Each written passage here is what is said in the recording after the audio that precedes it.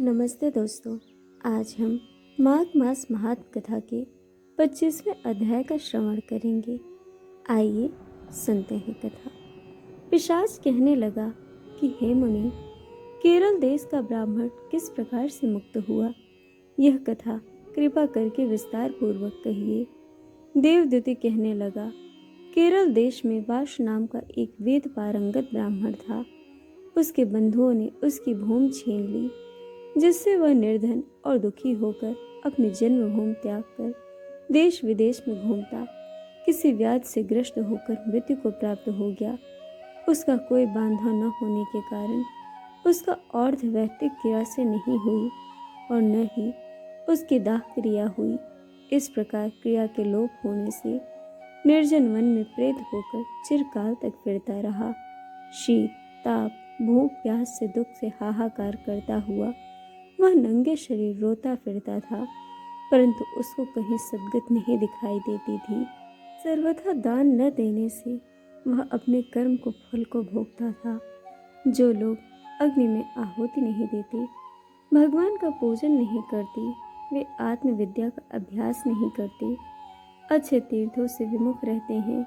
जो लोग दुखी लोगों को स्वर्ण वस्त्र तांबूल रत्न फल तथा जल नहीं देते, वह छल कपट से जीविका प्राप्त करने वाले, दूसरों तथा स्त्रियों का धन हरने वाले, पाखंडी कुटिल चोर बाल वृद्ध तथा आतुर और स्त्रियों पर निर्दयता करने वाले, आग लगाने वाले, विष देने वाले, झूठी गवाही देने वाले, कुमार्ग पर चलने वाले, माता पिता भाई बहन संतान तथा अपने स्त्री का त्याग करने वाले, जो सब तीर्थों में दान लेते हैं, पालन करने वाले, स्वामी को त्यागने वाले, गौर तथा भूमि के चोर, वेदों की निंदा करने वाले, वृथा द्रोह करने वाले, प्राणियों की हिंसा करने वाले, देवता गुरु की निंदा करने वाले, यह सभी बारंबार प्रेत पिशाच राक्षस तथा बुरी योनियों में जन्म लेते हैं।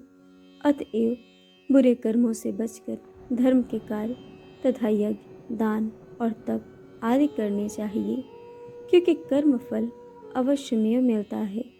इस प्रकार प्रेत की गति देखकर पाप कर्म कदापि नहीं करने चाहिए। ब्राह्मण कहने लगा कि इस प्रकार उस केरल ब्राह्मण ने उस पर्वत पर अधिक समय व्यतीत करके एक मार्ग में एक पथिक को देखा, जो 2 गगरियों में त्रिवेणी का जल लिए हुए था। आनंद पूर्वक भगवान के चरित्र का गान कर रहा था। प्रेत ने उसका मार्ग रोककर कहा कि तुम डरो मत, इस गगरी का जल मुझको पिलाओ, नहीं तो मैं तुम्हारे प्राण ले लूंगा। देवदूत कहने लगा कि दुखी दुर्बल नंगे मुरझाए हुए तुम कौन हो? पैरों से पृथ्वी को स्पर्श न करके चलते हो। लोमश बोले। प्रेत यह वचन सुनकर कहने लगा कि मेरे ऐसा होने के कारण सुनो, मैंने कभी ब्राह्मणों को दान नहीं दिया। अत्यंत लोभी क्रियाहीन दूसरे के अन्न से पलने वाला, मैंने कभी किसी को भिक्षा नहीं दी, न दूसरे के दुख से दुखी हुआ। प्यासे प्राणियों को मैंने कभी जल नहीं पिलाया। मैंने कभी छाता जूता दान नहीं किया, न किसी को जल का पात्र पान या औषधि किसी को न दी। न मैंने अपने घर में किसी अतिथि को ठहराकर उसका सत्कार किया। अंधे वृद्ध अनाथ और दीनों को मैंने कभी अन्न से संतुष्ट नहीं किया और न ही किसी रोगी को मुक्त किया। न कभी ब्राह्मणों को दान दिया, न कभी अग्नि में हवन किया। वैशाख आदि मास में किसी को ठंडा जल नहीं पिलाया। न ही मैंने बड़ या पीपल का कोई वृक्ष लगाया, न किसी प्राणी को बंधन से छुड़ाया। कभी कोई व्रत करके शरीर को नहीं सुखाया। इस कारण मेरा पूर्व जन्म सब बुरे कार्यों में ही व्यतीत हुआ।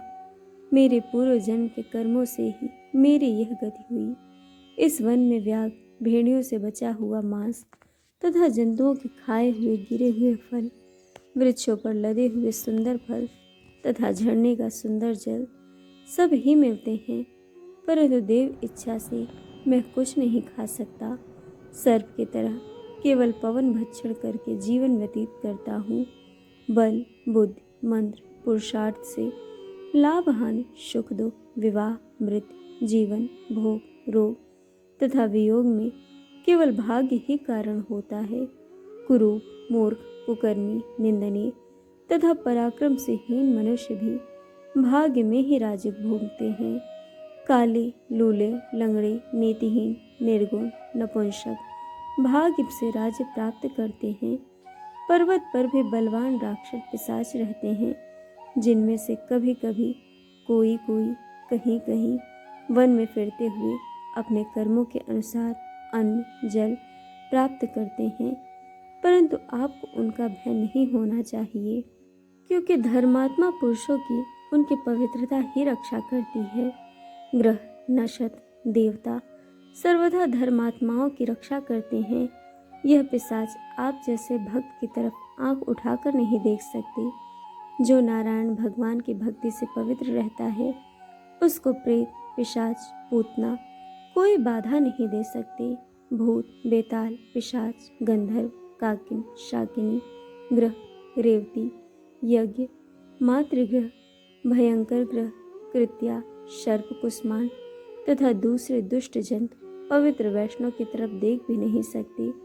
जिसके जिह्वा पर गोविंद का नाम, हृदय में वेद तथा श्रुति विद्यमान है, जो पवित्र और दानी हैं, उनको कभी भय नहीं हो सकता। हे ब्राह्मण, इस प्रकार कर्मों का फल भुगता हुआ मैं यहाँ रहता हूँ, ऐसा सोचकर मैं शोक नहीं करता। एक बार मैं जंजालिनी नदी के किनारे पर गया था। वहाँ पर घूमते हुए मैंने सारस के वचनों को सुना था। तो दोस्तों, इस प्रकार माघ मास महात्म कथा का 25वां अध्याय पूर्ण हुआ।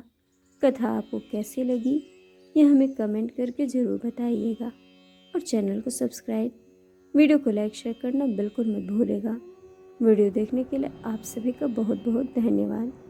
जल्द मिलेंगे कथा के अगले अध्याय के साथ।